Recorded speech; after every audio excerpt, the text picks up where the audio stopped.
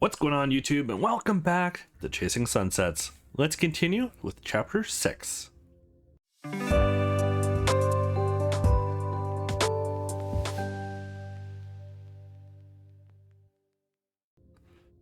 at the end of the last episode, we finished the last chapter, and we're right here at the start of chapter 6. And it's a bit of a flashback by a couple of years as we're here with the mother. Let's see what happens. 23 Dorchester Avenue. This is the place. Not sure what I was expecting, but this wasn't it. Urban 701. Sarah knocks on the peeling door earnestly. Chris? This is Sarah from Polygene. I heard you've been sick, so I want to check on you. Sarah pauses and listens for any sign of life from within. If you aren't comfortable talking to Annette, my door is always open. He says too. Shut the fuck up, lady! Score your mess somewhere else. Some of us are trying to sleep here. Fuck, why'd it have to be her? There's a company apartment on Fayette Street. I'm sliding the details under the door. It's free if you need a place to stay for a while. No questions asked. We'd just like to know you're safe. Call the number if you need anything at all. Shit, if I'm on her radar, I've been made. There is no going back. Huh. No questions asked though. Maybe I could just stay for a few days.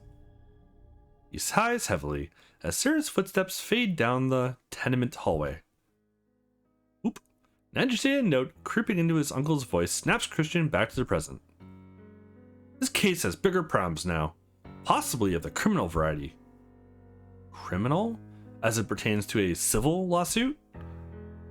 Things are getting really complicated, and Ground Zero is that shitty little island. That's why Vince is there. He's an observer acting on behalf of Prizer's interests. But why? The kids are just running errands for Wentworth, and the campus is a ghost town. The only one who seems to think things are getting complicated is the client. Sebastian looks uncomfortable and changes the subject. Let's all just stay in our lanes. Continue to babysit Polygene in a document activity. Now, if there are no more questions, kindly give my nephew and I the room. Sebastian reviews some papers on his desk as the other two men grudgingly depart. How's the case prep coming, Chris? What do you think? You set me up to fail. Instead of rebuking Christian, the older man just looks apprehensive.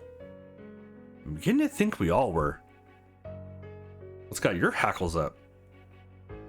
Law isn't called the second oldest profession for nothing. Tell me, Chris, what's your take on Vince? Reminds me of Dad. Same monster inside, with more self-control. Indeed. I believe Prizer is playing a side game, and I don't like it. Reporters who broke the story on our judge's text reached out to us for comment. That's what they're paid to do, just like we're paid to say no comment. Judge Bear's ex-wife leaked them, and she turned up dead the next day. And you think this guy had something to do with it? He was there the day we briefed Roger on the leak, and she died the following day. So you think he's here to pull the same tricks with the lawsuit? At first I did, yes, but our client seems far more distracted by someone else at the moment. Tell me about this new gal you saw the Campbell boy with. Seen her somewhere before? She doesn't carry herself like a scientist or lawyer though. She's a journalist, and Roger asked me to misplace any discovery with her name on it. I don't understand how she could be relevant to discovery on this case at all. She features heavily in the files of Dr. Campbell's research partner, conveniently also deceased.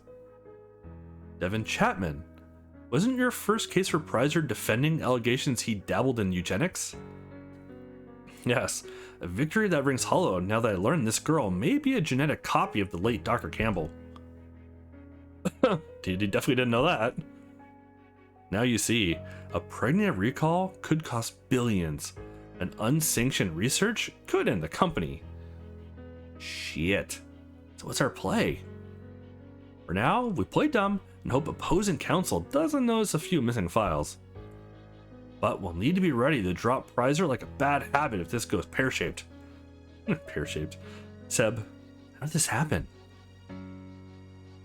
How did what happen, son? How did Judge Bear's ex-wife die? Car accident, I think. You just focus on case prep. I'll forward those files to your burner account. Call me if Vince goes off the reservation. Screen goes black, leaving Christian with more questions and answers. Fuck. Lost in thought, Christian doesn't notice one of his problems sitting quietly in the lobby. A wise man once said, sometimes the best decisions are the ones that are made for you. Cool story, bro. Maybe we'll get it framed. He didn't like me from the get-go, which has me wondering how we got off on the wrong foot. Maybe it's just how I feel about everyone.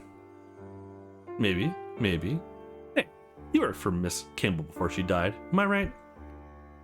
You know why I was there. Now, if you don't mind, I'd like to catch the ass end of happy hour. If memory serves, you weren't compromised at Polygene.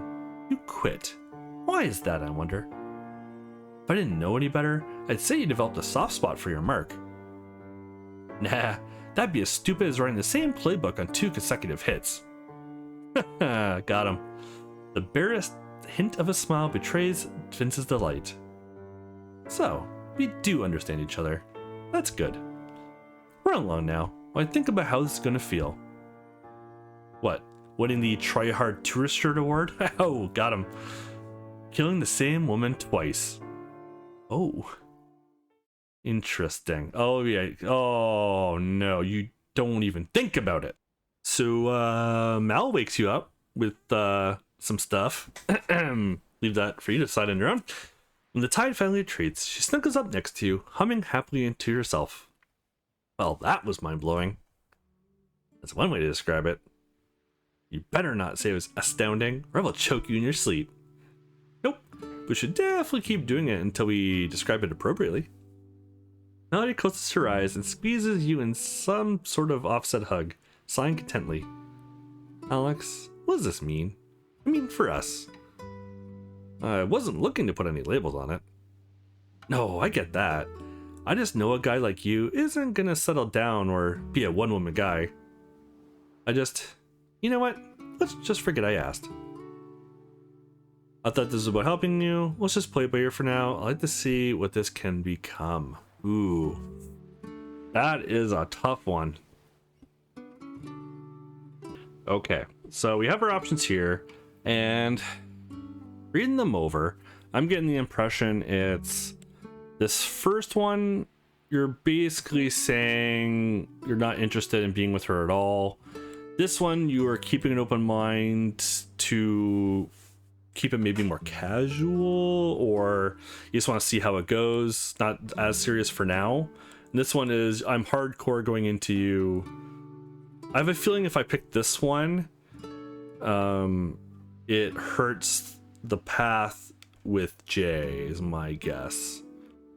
My guess is this one, basically you're all in on Jay. This one, you're still trying to go for both.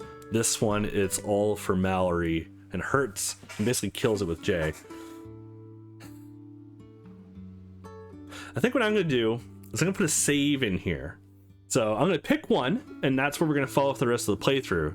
But in the future, when I play this on my own, I'm going to pick the other option so I can see what actually happens. Because I am definitely curious.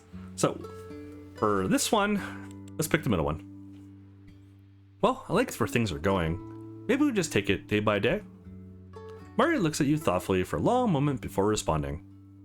Seems like a good plan. Sometimes big things have small beginnings. Not easy, huh? Got any hot dates lined up?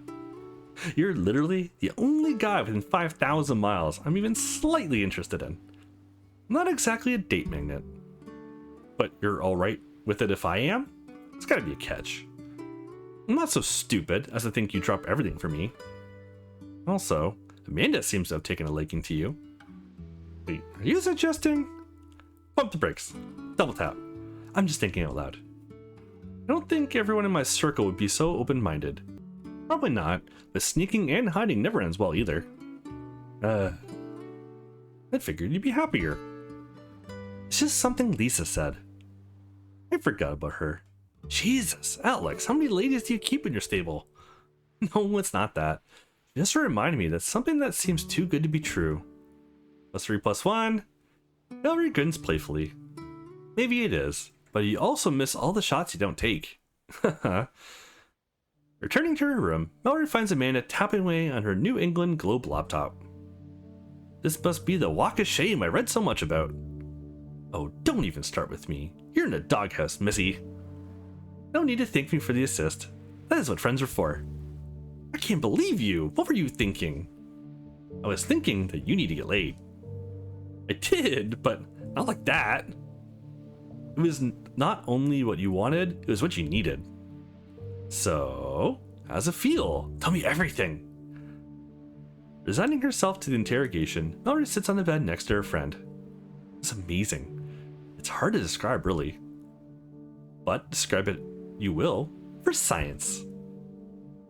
Pretty sure science already knows everything it needs to on the subject, and what's on my laptop? Do not try to change the subject. Details, now! It was so intense. Sometimes it was pure animal lust, but mostly it felt like something more. You should know, you were literally right there the first time, which is super hot. I had one in his room, and there are 3 in here. How many for you? More than 7? Less than 10. I stopped listening at 6. Dr. Allard said it was rude to listen to people. You were listening to us? To her? Oh my god, Peanut. Listening and doing it. I became aroused, listening to others experiencing it. You don't say.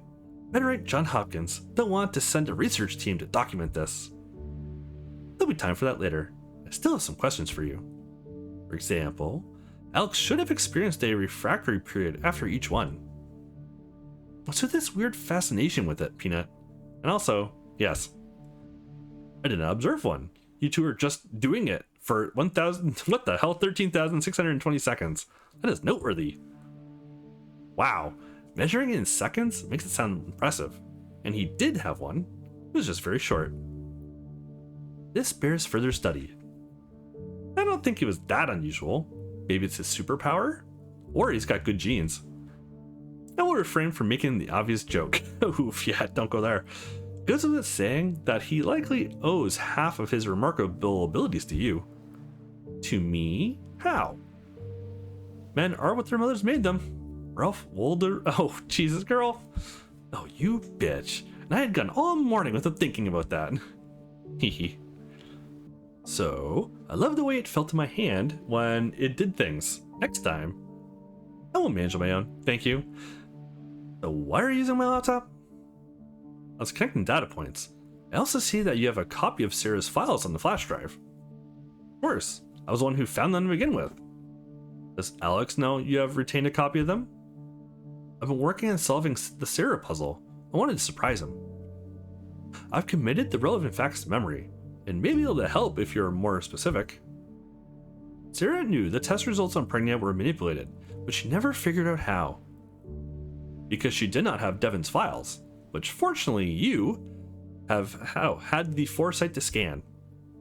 Oh my god, you snoop! The quality of my treatment happily left unchanged. Those files were necessary to see the correlation. I'm confused. What correlation? Devon was in charge of the Pregnia test regimen. He knew the drug was ineffective. So? Remember his notation about being so short on ova that he relied on a donor from the team? Vaguely. It indicates that he produced 3 pregnancies from previously infertile women with Pregnia. Follow-up report suggests that 2 of them miscarried. Wait, are you saying he just replaced the trial pregnant's egg with the donor's? Yes, and given his obsession with Dr. Campbell and her passion for the project, she is likely the donor. Oh god. This is a breakthrough, yet you do not seem pleased. Mallory just stares at Amanda in shock. Well, she just realized something. I think I know who the 3rd child is. Not gonna spoil it for you. As you enter the workout room, you run into a flushed and sweaty Bianca making for the door. Hey, you pool boy. This little gym's been getting a workout since y'all moved in. It's been nice to use equipment that isn't rocking with the boat. Is your usual time? For working out, I mean. Well, I might move it up an hour if it means having you as a workout partner. Good to know. See you tomorrow then. Bianca saunters off with a saucy, exaggerated swing in her hips. I always loved Cougar Country. Keep your eyes on the prize. No ways, man. Cougar Country. Hey, Bianca. That's my name. Maybe we can work in that massage tomorrow. I'll have to think about that, sweetie, for the next hour or so, with my door locked. But it ain't too damn hard to Jimmy if you're feeling froggy. Jesus Christ. And she's right there. Back to the gym. Your heart sinks when you lock eyes with Chef Tanaka exercising on the mat. So, the fuckboy does work out. I just couldn't noodle how you could be so fit and lazy. How exactly do you think I've been spending my time here? Sipping mojitos on the beach? Doing fuckboy things? Stalking girls with low self-esteem? Waxing your chest hair? Wow. Judgy. Tell me again why you're still here. Doesn't the yacht situation release you from your contract? I'll leave when George tells me to. Now, you gonna work out or keep fucking me with my zen? Relieved to end their conversation, you find an empty mat and begin stretching. That woman, man, she's rough. I've met friendlier Taliban. What's curled up her ass? As your warm-up progresses, you notice Tanaka taking a deep breath with her eyes closed. She'd be a lot more tolerable if she just meditated all the time. As your stiff muscles begin to limber up, begin a second set of stretches. As you finish your warm-up, you can still feel a black, lingering ball of tension in your gut. A little time on the punching bag will work a little aggression out. You start small, with tentative jabs, and then begin working on combination punches and kicks. Given an open conduit, the anger you've been repressing for weeks surges forth. Unnoticed nearby, Tanaka opens an inquisitive eye. Mom and Dad didn't just die, they're fucking killed. Muted anger becomes naked rage, and spreads like a morphine drip through your body. Now we're just fucking off in this goddamn tourist trap waiting for a word from the cops. The frustration and fury rise. Your knuckles begin to bruise and then bleed unnoticed. Now that skeezy piece of shit Christian shows up. Your bitter punches intensifies as blood begins to mark the canvas. Arrgh. Top of it, George and Lisa keep trying to stuff me into a suit that'll never fit me. Stop. You throw another punch, but missed the bag entirely out of distraction. Krav Maga. Fuckboy technique if there ever was one. All offense, no artistry. You barely suppress the urge to throw the next punch at her, but force yourself to be civil. Best defense is a good offense. Defense wins games. In football, maybe. Oh boy. How many fights? I mean, real fights have you been in? 2 or 3? Why? Standing fights only happen on TV. In the real world, you almost always end up on the ground. So, what's your point? Krav Maga is great for a quick skirmish, but against a trained adversary, you'll be in trouble quick. Then I'll have to strike first, strike hard, won't I? Tanaka smirks. Come on then, hit me, first and hard. What? I don't want to hit you. Okay, that's a lie. I do want to hit you, but I don't need the drama. Whoops, she's not afraid to hit you though. The blow comes out of nowhere, and your head rings like a bell. I wasn't asking. I said hit me, fuckboy. Bring the pain, probe her defenses. Fuck this. Let's see. We're not gonna do the third one. We're gonna do on the first 2. Bring the pain or probe her defenses. So I'm assuming this one's swinging for it. This one is more of a jab. If you do this one, I think she'll comment on how, oh, it happens to bring in the pain. Let's go for it. Screw it. David taught me to disable my opponent quickly, so that's what I'll do. Easing into an offensive stance, prepare to throw explosive punches that will be hard to avoid. Dancing aside at the last moment, see a hint of surprised appreciation on Tanaka's face. She's got reflexes, I'll give her that. Again! You unleash another haymaker, but she deflects almost casually. The element of surprise is gone. Now you're gonna have to work for it. Less talk, more fight. I think that's a great place to leave it for today. Looks like we're heading into a sparring session here. So in the next episode, we'll take on Tanaka and see what she's got to teach us. Thank you for watching. Hope you enjoyed this episode. If you did, hit that thumbs up, hit that subscribe button. I'll catch you all in the next one.